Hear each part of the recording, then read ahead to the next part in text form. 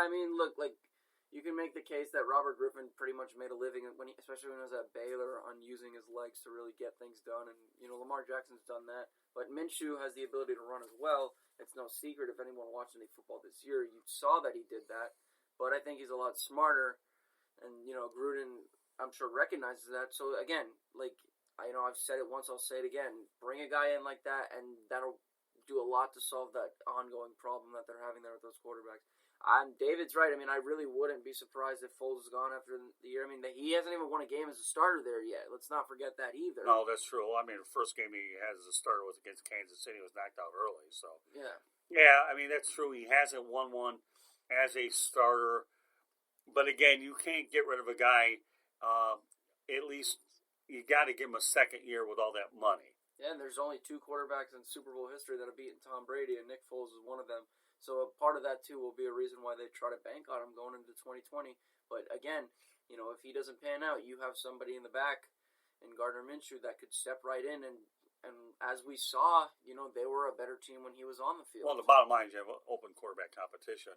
As I mentioned to David, that Doug Marrone will make sure that both of them play evenly during the preseason, where Doug Marrone was playing it very cautious with them, during the preseason to protect Foles. And in retrospect, Foles got hurt in the first game anyhow, and we all know how that ended up going. But the reason why Minshew was so effective, though, was he did out all the reps during preseason, so there was a seamless transition when he did go ahead and take over the reins as starter. So. Yeah, and you mentioned Ken Wisenhunt briefly too. I never really, I don't really consider him to be a viable candidate, because we know he had his struggles as offensive coordinator over with the Chargers. But, with that said, we'll talk some more football with the main man, Wild Bill Winters. All right, our next guest is former New York Giant offensive lineman Bill Winters. So, Bill, glad to have you back on the Sports Exchange. How are you tonight?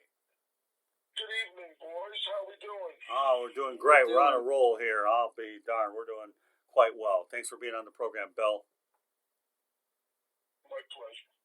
Okay, well, there'll be an announcement in New York about a guy by the name of Eli Manning, who is retiring. I know it's been talked about.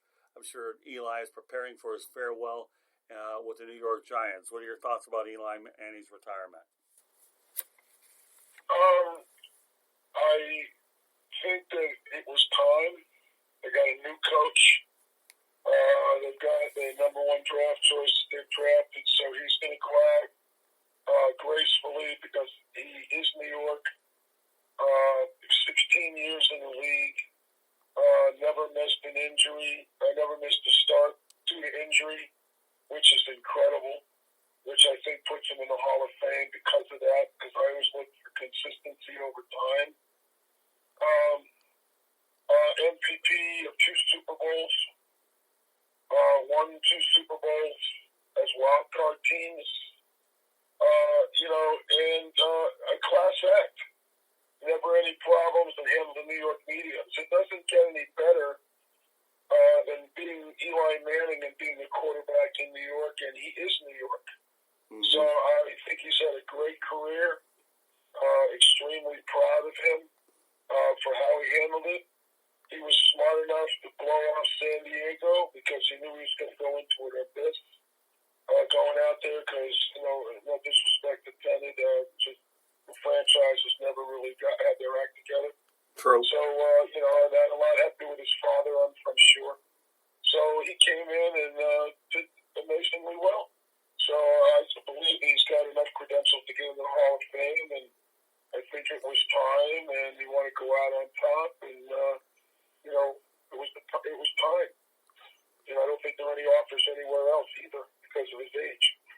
Yeah, but I think he indicated that as he evaluated the whole process, how many players nowadays get to play for one team their entire career, and the fact that he handled the New York media so gracefully, that to me is a heck of an act by Manning. No doubt. And the thing that I will tell you, some people get on him because the statistics aren't like Mahomes like. Let's put it that way. But it's a team game. Right. And when you have a guy that's a leader, you can count on him all the time. You don't have to worry about any off-the-field hanky-panky or nonsense. He comes in with what we'll call a great pedigree. left doesn't get mad at me for calling him a dog for using the wrong word, just making a joke. Right. But the reality of it is that, he was the perfect quarterback for the Giants. And I remember listening to Keith Olbermann talk, and him and the general manager, piped in a phone call, and, they asked him about Eli, and he said basically what I posted on my Facebook page.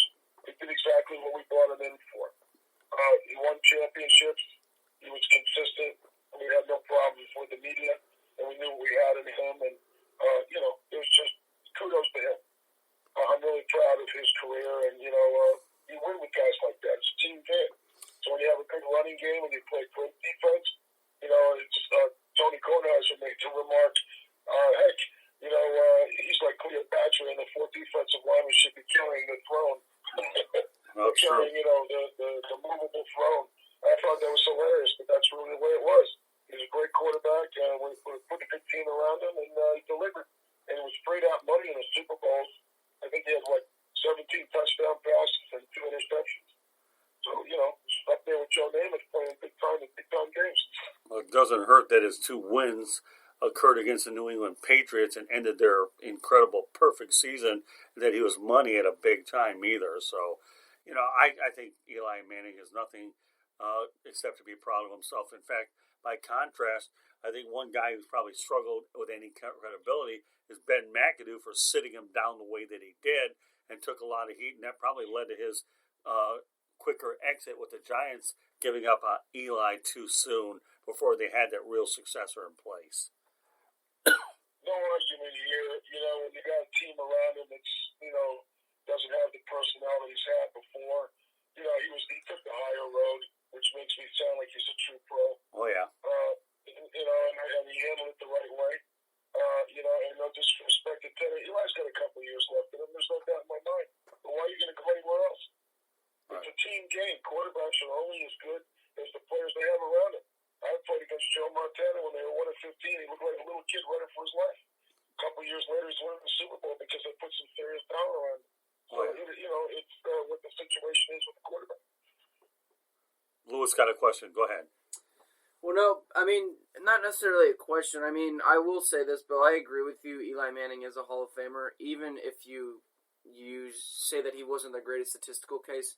And you know what? I think in large part he would have been a Hall of Famer without the Super Bowls, because if we look at other quarterbacks who are in the Hall of Fame who didn't win, we see Warren Moon, Dan Fouts, guys like that who never got the chance to win one.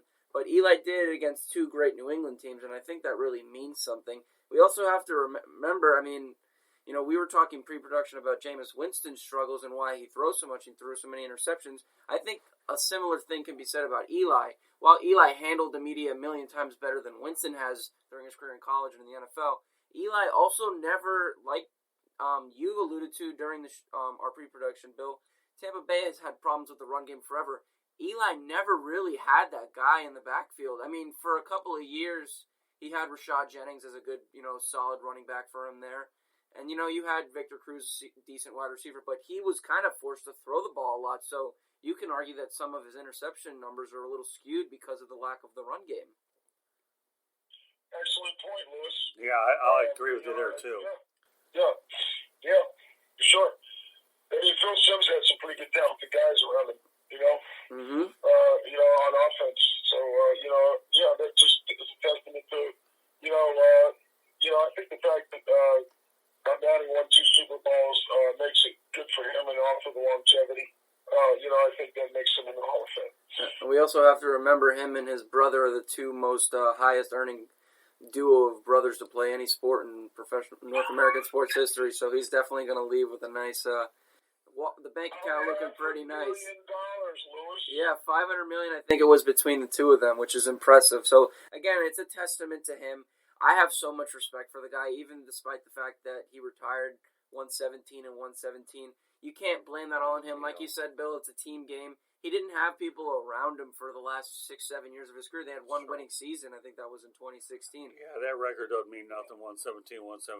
All you need to know is how was he in Super Bowls? 2-0.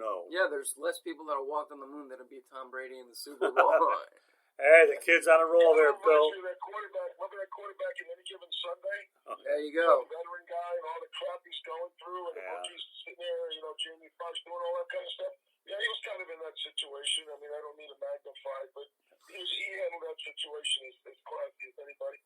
Yeah, dysfunctional. Confidence. Dysfunctional is the right way to put it. All right, we'll go from Eli Manning to a guy that just got a job recently. His name is Jay Gruden, hired by the Jacksonville Jaguars. You said you know the Gruden family well. First of all, before you talk about what you know of them, do you feel that was a good hire for the Jaguars? Yeah, I think Jay is a great quarterback, coach, offensive coordinator. I've watched, I was playing ball for the Tampa Bay Bandits in the USFL. He went to Chamberlain High School. I used to work out around the corner, so I got a little familiar with him before he went into the NFL. He was, coach for the Orlando Predators, and, his younger brother was John. So, and his father was the coach of the Buccaneers, and, he's been around pro football all his life. His mom was a school teacher, so he's a class guy. But he really knows how to throw the football, and he's done a pretty good job wherever he's been. I felt bad for him, with the situation he had with the Redskins. We talked about in previous shows with Haskins, because he didn't really want to draft Haskins. So I think going to Jacksonville, he'll be able to make a big difference there for them, because he's a great coach as far as throwing the football and calling plays and that kind of stuff. So, I think that's a good fit for him. Plus, he's a Florida guy. Oh, yeah. Let's get anybody than that. Yeah, he is a Florida guy, indeed. Yeah, he's been all over the state except Miami. But you're right. I mean, let's face the reality. He comes from a good family background. His brother John's done quite well. And, let's not kid yourself. He's done well in the Arena Football League, so he knows the passing game well, because that league is really passing-oriented to begin with. So, say what you want about the Arena Football League, but they do develop quarterbacks, and he's definitely made the I-4 tour. I think he was in Orlando for a while, in Tampa, and now he's going up I-95. So, and don't lose sight of the fact, Bill, that he actually did quite well with the Cincinnati Bengals as well. Yeah, he's done well wherever he's been. And he was a good head coach. Unfortunately, like I said before, you have to have the owner, the general manager, and the head coach on the same page, so that you can really accelerate what the head coach wants to do. Didn't have that. So now Jacksonville, they're kind of cleaned house over there. I want to ask you something. Is Scott Milovich still the quarterback coach there? Because he's from Florida. He has a Tampa Bay Buck connection, and I'm sure in the Gruden, I don't know whether he was exited out or whether he's still down there. Do you know that? Whether he's still down there or not? I don't know that off the top of my head. Good point. I'll have to look it up when we talk again the next time. I can't answer that question. I can see what they're doing down there. So I think it's all good. Bill, I wanted to ask you a question. We just had David Levin on the show, and obviously he works relatively closely with the Jaguars, working with Black and Teal down there. And I asked him this question, and I'm going to ask it to you too, because again, multiple perspectives is always good to get on this show. Obviously, everybody knows about the quarterback controversy that they have going on there with Minshew and Foles, and even as we approach 2020 or 2020 NFL season, we still don't know who that guy is. Gruden was there in Washington when this whole Colt McCoy or Case Keenum and Kirk Cousins thing kind of settled itself, and Kirk Cousins for a few years was the guy there, and he turned into a pretty good NFL quarterback. I think we can all agree on that. Do you think that he will be the impetuous to solve this problem in Jacksonville, whether it's Foles or Minshew moving forward? Well, the way I look at this is I think that's another reason why they hired him, because he's been in that, we'll call it dilemma situation as long as he's been a coach, except other than when he was in Cincinnati, because he only had to work with Andy Dalton when he was in Cincinnati. So I mean, he's a good fit there for obvious reasons there. But my guess is, if I'm him, I'm going, well, we're going to go with the guy that we're paying all the money to see what we got. So they're going to go with Foles.